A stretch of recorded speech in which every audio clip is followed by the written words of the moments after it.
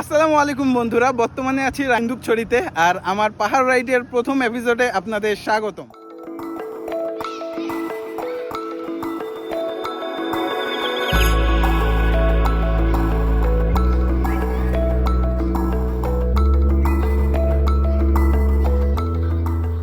তো ফাইনালি রওনা দিয়ে দিলাম। এখন যেতে হচ্ছে আমাকে মিরপুরে গ্যাং পার্টি ঘুমাইছে মানে সাইমের বাসায়, অ্যান্ড ওখানে এতই মানুষ বেশি হয়েছে যে ওখান থেকে পিক না করলে ওরা কেউ মিট আপ পয়েন্ট টিএসসি পর্যন্ত আসতেই পারতো না। তো ফাইনালি ট্রিপ মিটার 0 করে আমাদের মেইন গন্তব্যের দিকে আমরা রওনা দিয়ে দিলাম। এখন বর্তমানে আছি সংসদের সামনে।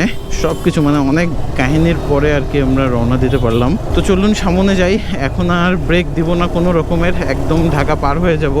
অলরেডি 6:30 বেজে গেছে। মানে আপনারা জানেনই এমনি গরমে একবার গোসল করে ফেলছি অলরেডি, দেন 6:30 বেজে গেছে। তার মানে একটু পরে আরও কি দুর্বিষহ হবে। আর এর মধ্যে যদি নারায়ণগঞ্জের জ্যাম খাই তাহলে তো অবস্থার ব্যবস্থা। সো এখন আর কোনো কথা নেই, একদম দেখা হবে কুমিল্লায়।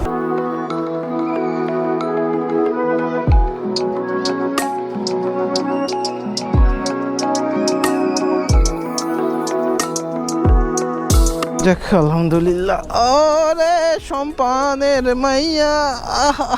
আলহামদুলিল্লাহ, প্রায় 1 ঘন্টার মতো রেস্ট নিলাম, খিচুড়ি খাইলাম, গল্পগুজব করলাম, অ্যান্ড সবার রাইডিং এক্সপিরিয়েন্স কি আছে, কেমন হলো সেগুলো নিয়ে কথাবার্তা বললাম।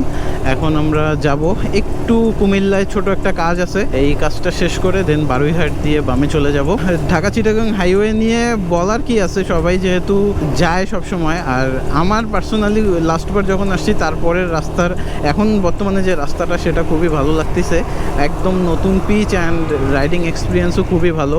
ইজিলি ভালোই একটা স্পিড নিয়ে যাওয়া যাচ্ছে। আর গাড়ির চাপ এতক্ষণ ছিল না, বাট এখন যেহেতু 1 ঘন্টা আমরা এখানে সময় কাটালাম, সো এখন একটা ভালোই চাপ খাওয়া লাগবে গাড়ির, এইটুকু বোঝাই যাচ্ছে।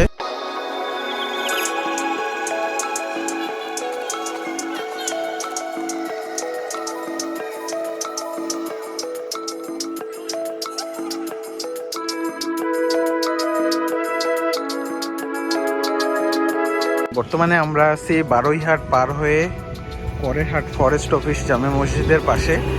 একটু রেস্ট দিচ্ছি, আর সবাই এখানে বসে আছে।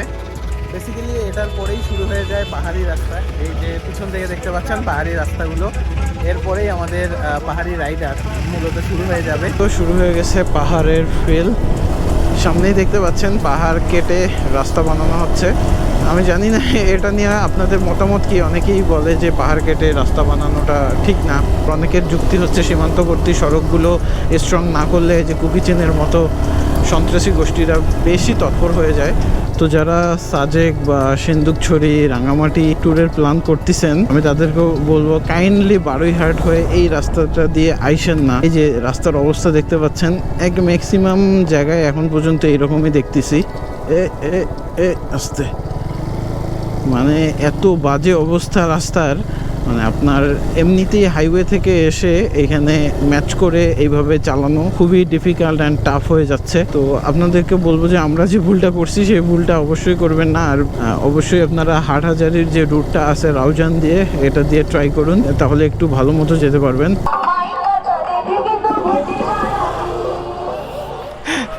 ডাবের পানি, ডাবের পানি। এই তো বাজে সড়ক দিয়ে আসতে আসতে আমরা এখন আসছি সাম্ভ্রুম সীমান্ত, যেটা ভারত বাংলাদেশের মৈত্রী সীমানা। এই যে সাম্ভ্রুম ভারত, বামে দিয়ে এই যে সামনেই সীমান্ত সড়ক। আর খাগড়াছড়ি 53 কিলোমিটার আর জালিয়াপাড়া 20 কিলোমিটার। ভাবছিলাম যে জালিয়াপাড়া গিয়ে রেস্ট দিব, বাট এদের অবস্থা খুবই খারাপ। সবাই তো পাহাড়ে প্রথম রাইড করতেছে, তাই বেশিক্ষণ রাইড করতে পারছে না। আর স্ট্যামিনাটাও একটু কম। হ্যাঁ, গরমের জন্য এটা হতেই পারে, এটা স্বাভাবিক। তো এখন এখানে একটু ফটো সেশন করে জালিয়াপাড়া না থেমে একদম ভাবতেছি যে এদেরকে সিন্দুকছড়ি নিয়ে আসবে। তো আমাদের হাতে আর 3 ঘন্টা সময় আছে। 6 ঘন্টা মানে 6টার পরে এখন একটু কড়াকড়ি চলতেছে, জানেনই কোকিচিং বা শান্তি বাহিনীর যে উৎপাত আমাদের বাংলাদেশে চলতেছে, সেই কারণে এখন আমরা জালিয়াপাড়া হয়ে সিন্দুকছড়িতে গিয়ে একটা ছোট্ট ব্রেক দিব, বেসিক্যালি ড্রোন ফুটেজ নেওয়ার জন্যই।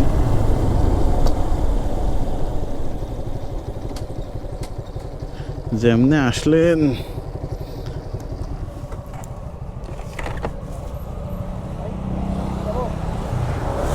সত্যি কথা ভাই, আমি ভয় পেয়ে গেছিলাম যেভাবে উনি মানে দৌড়াই আসছে, তাও আবার লাঠি নিয়ে। আমি তো ভাবছি যে এই যে বাড়ি দেয়, হঠাৎ করে কি আর স্লো করা যায়?